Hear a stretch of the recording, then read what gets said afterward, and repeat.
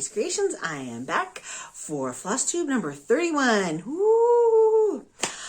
Okay, I have a little bit more to show than last time. I'm also in a slightly better mood.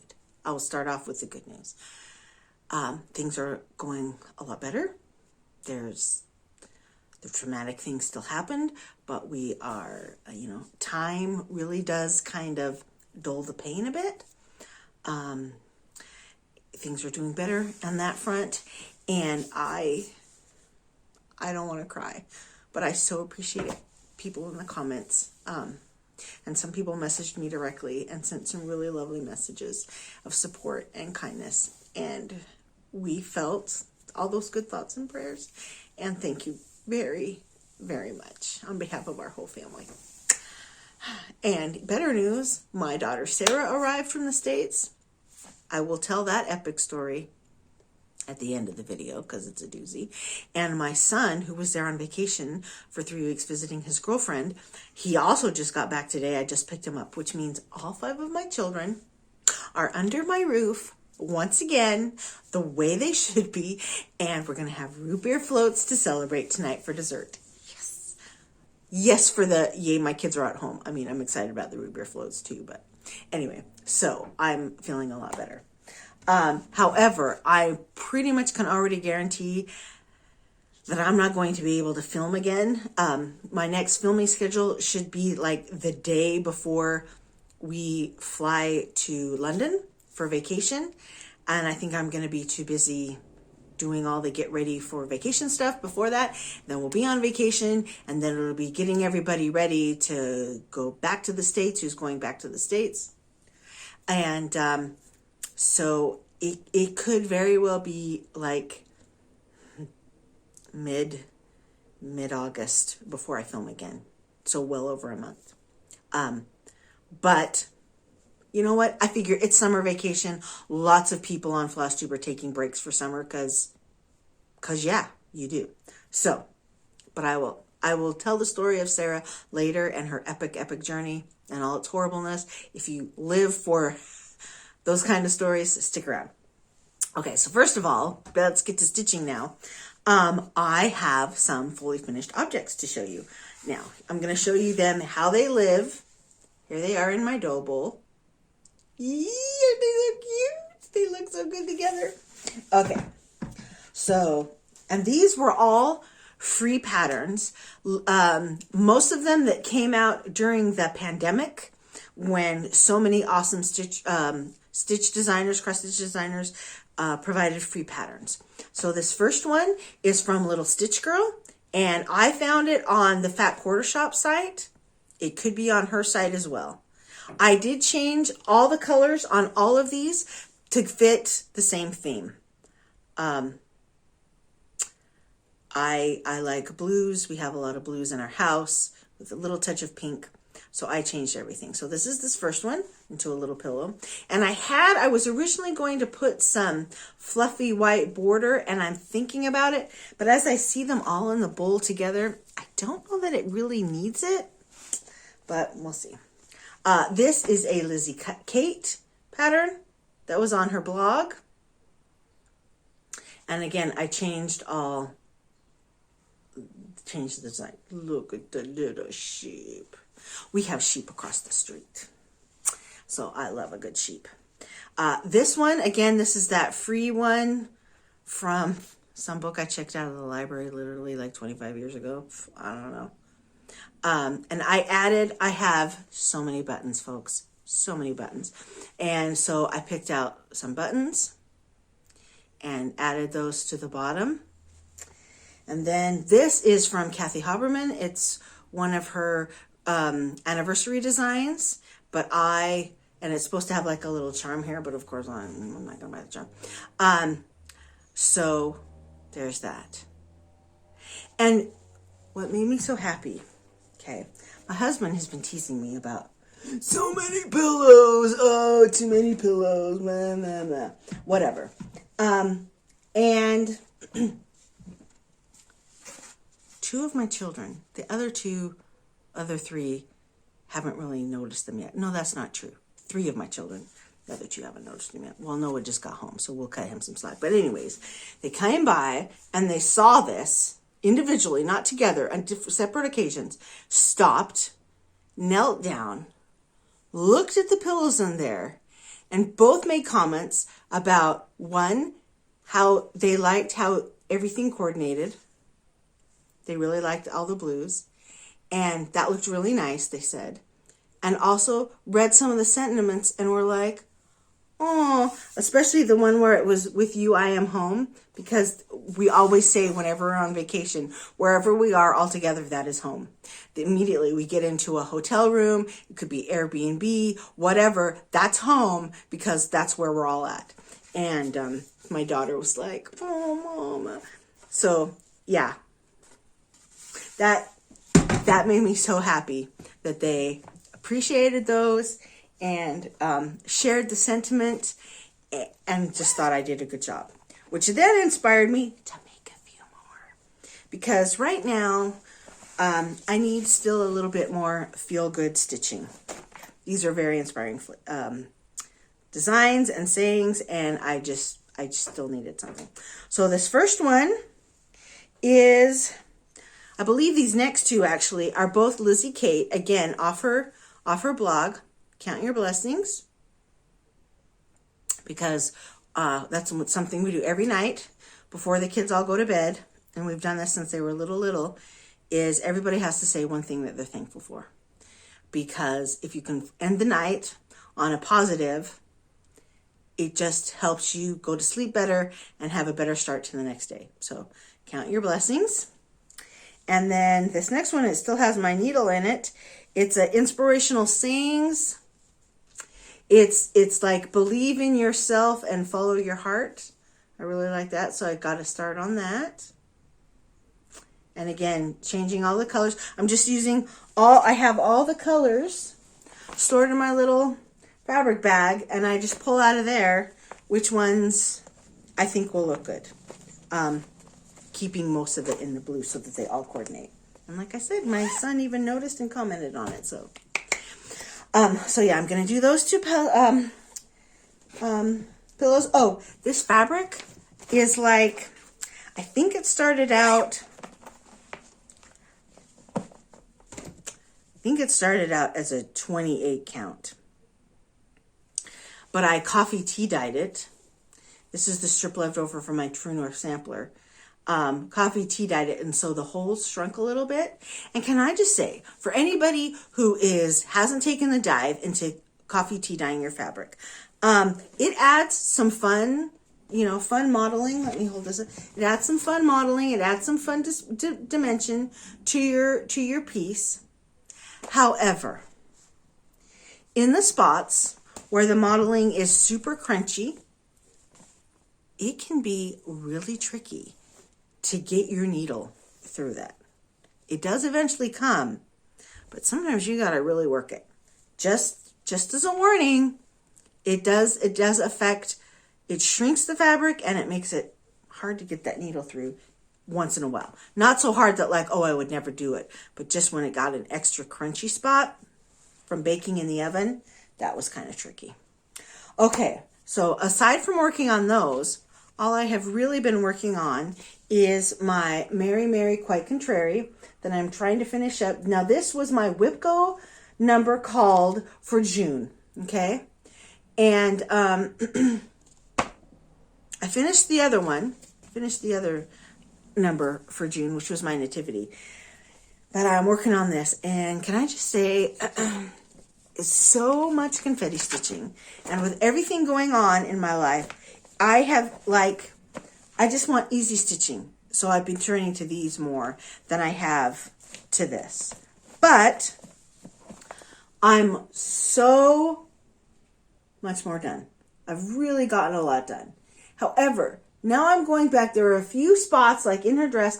Okay, this whole thing is totally completely wrong. But I am not going to pull it out. I'm just going to leave it. Her ponytail is supposed to be way closer. But there's a few spots that are missing. There's a few spots in the dress I've filled in a couple, and there's a couple more where I was just getting too overwhelmed because of the errors and I couldn't figure out. So I just left it. So I need to go back and do those. And then down here in the grass, there is a color green that I am missing that I do not have. And my daughter Sarah was supposed to bring it, but a little hint. Her bag, she's been home since Monday, although she should have arrived on Saturday. And her bags, the airline has literally no clue where they are. So maybe I'll get my floss. But I'm still working on this, trying to finish it. Now, I did find what was something funny is this pattern is so old, okay, that when it was written, DMC number 504 existed. It doesn't exist anymore. And I drove myself crazy trying to find it. I went to two different the two different stores near me that sell floss. They are not needlework stores. Do not get excited. Do not feel jealous. People from Europe. No. They're like fabric stores, and they happen to sell DMC floss. And I couldn't find the 504 number. So then I come home and I look it up and I was like, oh, they discontinued it. But fortunately, where I looked had a substitution number, and I had that. I had that number floss. So I filled that in. But this other number is still a number, but I don't have it.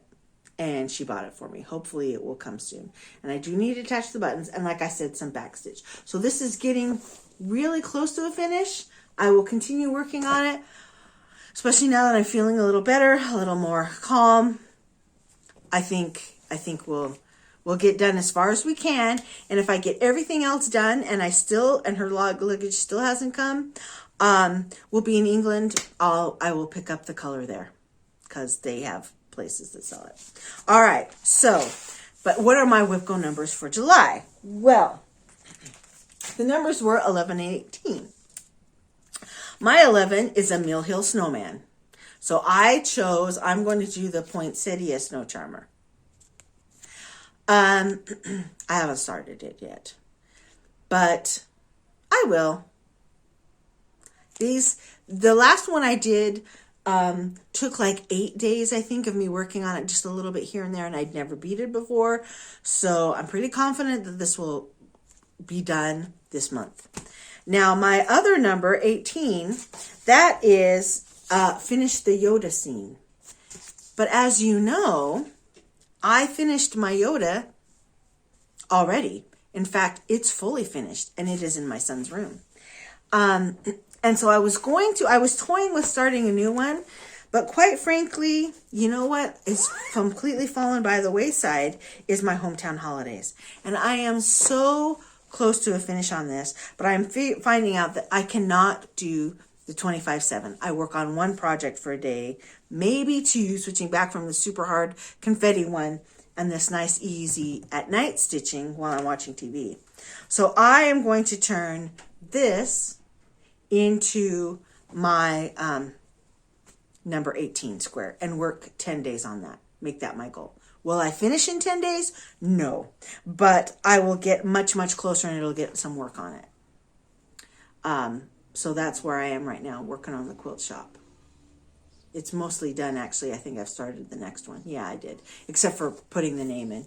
But yeah, I have 2 more houses left to go. And if I work 10 days on this, I'll probably get one house completely done, and maybe the start of the second one, of the last one. So that's what I'm gonna be working on. Yeah, I really hope her luggage shows up.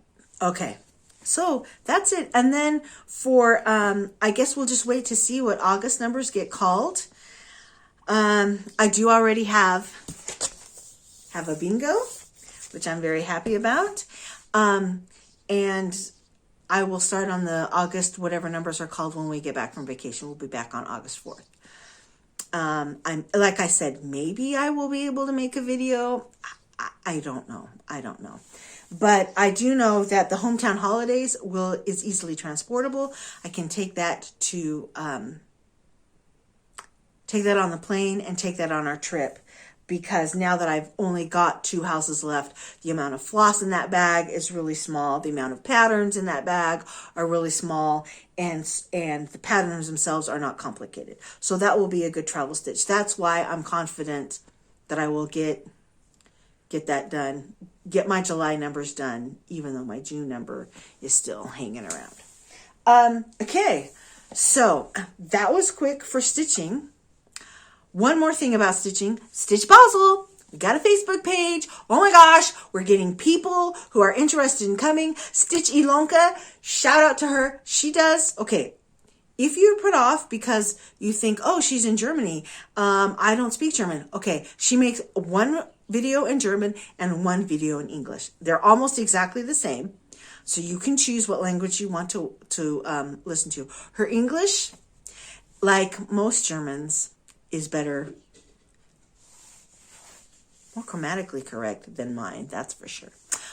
So she's totally fine. She's awesome. She's getting a group together of Northern Germans who are hopefully going to come down and join. We've settled on a date because Dutch Mania is happening one of the weekends, and there's something else going one of the last weekends, and so we're doing it September 9th through the 13th. Don't quote me on that, but I'm pretty sure those are the dates, in Basel, 2023. We found a room, but it's a little pricey. We're hoping we can negotiate down. And if not, we might have to continue to look for something else. But we're thinking we're going to look for some hotel blocked rooms in Germany right across the border. It's like you get on a tram and you go across because of the way the border is. You just get on a tram and get to where the room that we want to rent is. And in Germany, hotels are like much less. So at least like a good 20 to 30% cheaper than in Switzerland. So we're looking at some hotel rooms there because we're trying to keep it as cost effective as possible, because so many people are going to be traveling, plane tickets or train tickets, and we want to keep the cost down. So very, very excited. Please go to the Facebook page. You can watch my video. I do know that Dawn, Frosty X Stitch, she is my buddy, my stitching buddy, who is helping me do this, organize it. And she has put out a video on YouTube. I will do a link to that, also explaining some more about it. Stitch Basel, we're doing it so far ahead of time because we're hoping that as many people as possible can come and make arrangements ahead of time. So excited about that. It's a little overwhelming because I've never done this, and I kind of had to ignore some of the planning to deal with all this other stuff I was dealing with. But Dawn is fantastic, and she's been handling a lot of stuff, and we have the cutest patterns available that her cross-stitch designing friend has made for us. It's just, oh my gosh, I'm so excited, so excited. So anyway, really good things about there. So Stitch Basel. Okay, so now what my daughter Sarah's travel thing. So her flight was with Air Canada. Now I know all airlines are having problems in the summer because they laid off everybody and people have moved on and found other jobs. And so they're having a hard time finding replacements. But Air Canada was having problems before summer travel, okay? So they can't blame that on this. It just exacerbated and highlighted how disorganized and poorly run the company as a whole is with this issue. But they had issues beforehand. So she's supposed to fly out of Salt Lake to Toronto and then catch a flight from Toronto to Zurich, okay? Her flight is supposed to leave at 9:15 a.m. on Salt Lake. There were issues with the plane, apparently. That's what they were told. They kept delaying it 2-hour increments at a time. She finally was able to board at 5:30 p.m. after sitting in the airport all day. She wandered around. She had a nice lunch. She FaceTimed us a whole bunch of time.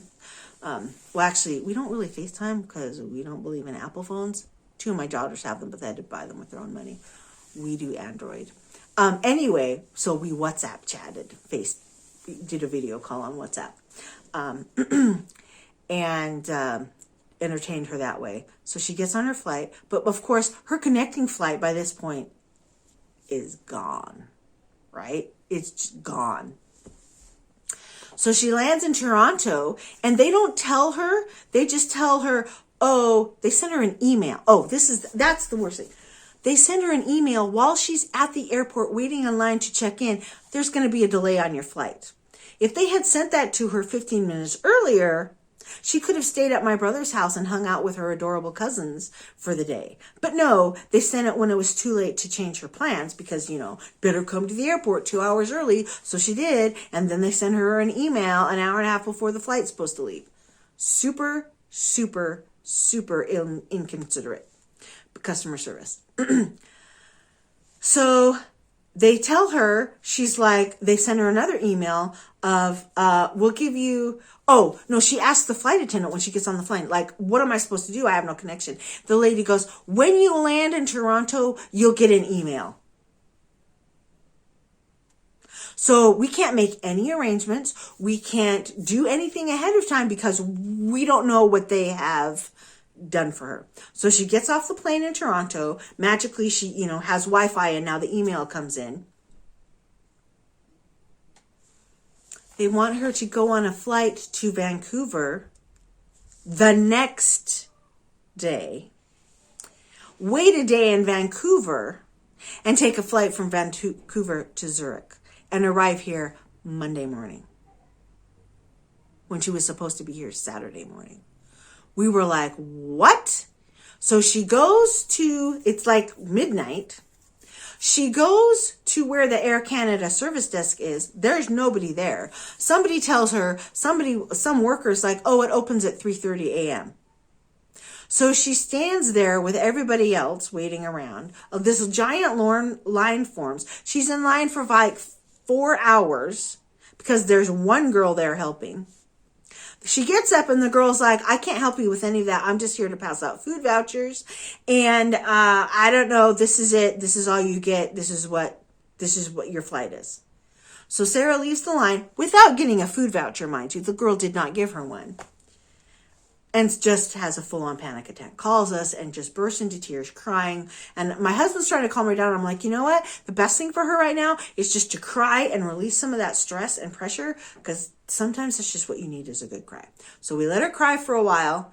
And then Chris is like, my husband is so good. He's so good at crisis management. He goes, okay, Sarah, I can't fix all your problems, but here's a few I can fix. 1, do you need to go to the bathroom? Yes. Okay, go to the bathroom. Give me a call back. So she does. Okay, are you hungry? Yes. Are there any food places open? No. Okay, we can't fix that. I have found you a hotel. Mind you, the airline who was having her take 3 days to fly to Europe offers no hotel vouchers at all. No assistance in any way, shape, or form. But we found her a hotel. We walk her through the airport to get to the shuttle. She gets on the shuttle. She gets checked in. There's kind of a problem because the hotel wouldn't accept my husband's credit card over the phone. And so but he made a reservation anyway. They kept it it was like a day reservation. She paid for it with her debit card from America, and then went to sleep. She's like, I'll just drink a bunch of water because I'm so hungry, but because they gave her a granola bar after waiting, oh my gosh, all day in the airport and all night. They gave her a granola bar on the flight, but she also had a small pack of M&Ms. So she ate those and drank a bunch of water and just went to sleep. Woke up the next morning, did get breakfast. Thank goodness. Oh, no. Not wake up the next morning. Sorry. No, my bad. She goes to bed at 9 in the morning. And she wakes up at 4 to catch her evening flight. So no food. No food. Goes to like pay for real with the room, and her card is blocked. But because she's in Canada and her phone service only covers American things, she can't get any texts and she can't make any phone calls. She can only use online stuff. So we try to call her bank for her, but of course we're calling from Switzerland, and so their customer service line immediately blocks us because it's an international call. So then Chris, I know, right? What if you're traveling internationally? Could this not be a problem? Yes, it could. So finally, Chris he uses like a VPN to fake out the computer that you're calling from America. So he uses that to call, gets through. We have to call the lost card button because we've put a block on your card button. Explains to them what happens. Then I have to call Sarah, and we have to hold up our two phones so Sarah can give authorization to this guy that we can help deal with the problem and know about her account. Oh my gosh. So we finally get the block. They put a block, and he's like, well, we sent her text. And my husband's like, yeah, and she's in Canada, so her international calling doesn't go in. Those texts never appeared. He's like, oh. So anyway, we get that sorted. They take the block off. It's fine. She can pay for the hotel room. We paid her back. Don't worry. She goes on her flight to Vancouver, where she has a 14-hour layover in Vancouver. Again, have they offered her food vouchers this entire time? No. Have they offered her hotel rooms? No. Okay. This girl has been traveling now since Thursday morning, and it is now Sunday morning. So she goes to or Saturday night. Yeah, it's Saturday night. So she gets to Vancouver. We've arranged for another hotel. This time my husband was able to, because he knew ahead of time, because we didn't find out when she landed that she was going to be stranded, gets a hotel room for her for the night. She's so hungry. They have nothing. There's nothing there. We're like, order room service. So she tries, and they're like, we've stopped room service due to the pandemic. My poor daughter. So again, she just drinks a bunch of water. Are you keeping track of the number of hours that she's gone without food? Oh, she did get something, I believe, in the airport. Yes, she got something in the airport in Toronto before she got on the flight to Vancouver. So she did have something. Gets to Vancouver. Okay. Goes to sleep. Sleeps lovely. Wakes up, has a wonderful hotel breakfast. She's so happy. They get her on her flight there, and she arrives Monday morning. Her baggage, however, it's in the ether. It's who knows? Who knows? They certainly don't know. Now, if it ever gets to Switzerland, I have full and complete trust in Zurich Airport. We have had nothing but good service from them. Our luggage has been lost more than once, and it's all shown up to our door, perfect, great, in great condition. The problem is Air Canada's got its head up its butt, and who knows? They don't know. We've been calling the airport because we can go and pick it up if we don't want to wait for them to bring it to us. But we can't do that. We keep calling, and they're tracking it, and they're like, we literally don't know where it is. It's not in our airport. That's all we know. It's somewhere lost in Canada, in Air Canada's complete crapshoot of a company. So, who knows? Fortunately, she's home, right? So we took her on the way home from the airport. We stopped, picked her up new underwear. She took a shower, put on fresh, clean underwear, borrowed a shirt from mom, and took a nap. Then, yesterday, I took her shopping. We bought her a pair of shorts. We bought her a couple t-shirts. So, okay, and I'm doing laundry. And she had a couple things with her in her carry-on. But what if she was on actual vacation? She said there were some boys in line from in front of her at the airport to fill out the lost baggage claim form, and they were from India. And the lady's like, your luggage is scheduled to get here in a week, because at least they could track their luggage. Your luggage is scheduled to get here in a week. And they're like, we're only here for 2 days. And she's like, so their vacation will be completely without any luggage. And I don't know what they're going to do. And then they get home and their luggage is going to be here, and then they have to ship it to India. I mean, what an absolute mess. At least for Sarah, yeah, her luggage is in the cosmos, floating around who knows where, but at least she's home, right? We can go shopping for her. We can take care of her. It's fine. Horrible. My goal, my hope, my sincerest, deepest desire is that Air Canada is bankrupt by the end of the month. They do not deserve to stay in business any longer. And all those poor employees can go get hired at another airline that will treat them well and has a CEO who actually has a brain and can run a company. I am serious. I am livid. And thank goodness we checked. Her flight home is with Lufthansa.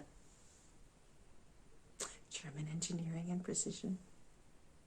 We are very, very happy, because I was willing to buy her a whole new one-way ticket, pay the money to not have her go through all that hassle. I mean, we spent like $600 on food and hotel rooms. So, what's another $1,000 for a ticket that's actually going to get her home in 13, 14 hours instead of 3 freaking days? So that's the story. And now we're flying to England, but fortunately we're like, okay, it's with the airline we're flying on is doing okay so far, and because it's not EasyJet, and if something happens with our flights, we can take the train, we can drive and go through the channel, like we can get to England. It's fine. And we already have our rental car set aside, so there's going to be no problems there, I hope. Oh my gosh. But anyway, it's survivable, okay? But oh, that poor girl. And she did so good. She did so good. Other than that one panic attack, and she said she did cry a little bit before she went to sleep from sheer exhaustion in the hotel. Of course. She did so good. I'm very proud of her. Oh my gosh. So then my son, who flew home today he had to go from Salt Lake to Chicago, Chicago to Munich, Munich to Zurich. But he was not flying Air Canada. No. He gets on. Absolutely no delays, no issues, no nothing. Zoop, zoop, zoop, zoop, zoop. So like I said, all airlines may be suffering, but Air Canada is completely incompetent. And if you have flights with them, I'd rethink that. I really would, because it will not be a vacation. It will be stress and anger and upset. Okay, so on that note, I hope all of you have a fantastic summer. Again, thank you from the bottom of my heart for those absolutely really touching, supportive messages of concern and care and love for my family. We needed it. We still need them, and we really appreciate them. And yay, Rupert floats, because all my babies are home. All right, everybody, have a fantastic summer. Stitch all the things, like Christine says. Have a great time. Again, thank you so much, and I'll see you when I see you, is all I can say. Bye.